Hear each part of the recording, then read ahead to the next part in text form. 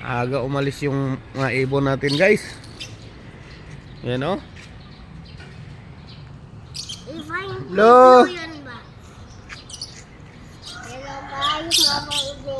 Aga sila mamasyal, oh. Hello. Suk na blo, no. Na blo. Blo. Dito yung dalawa. Yan.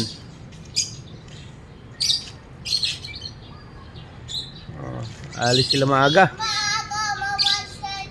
Maaga sila mamasyal ngayon. Binusog na natin sila. Kapon, anong oras sila nakauwi? Alas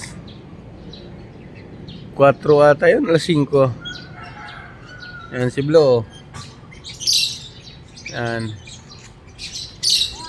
Yung isa kong ibon nagtanan siya ng iba kapon. Kaso lang hindi ko kaya ulihin. Hindi naman handpid.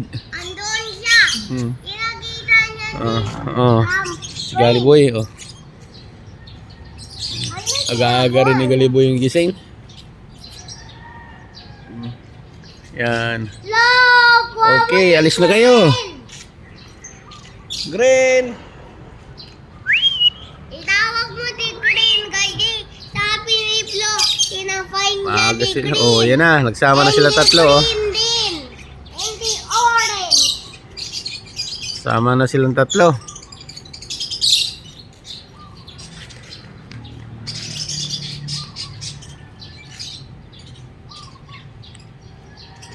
Yung may apat pa tayo sa loob, guys, natuturuan. Bali 7 yung papakawalan natin dyan. Baka next week.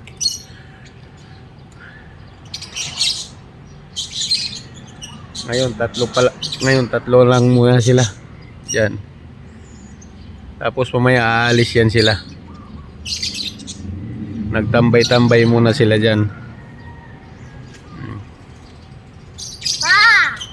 Ano Ito, yung may... maaga to sila babalik mamaya. Kasi maaga sila kumain. Ma, ano yung may... chirp chirp. Mga alas 2 nito, babalik na to. Uy, yan, aalis na naman. Ngayon, si paglabasan na naman.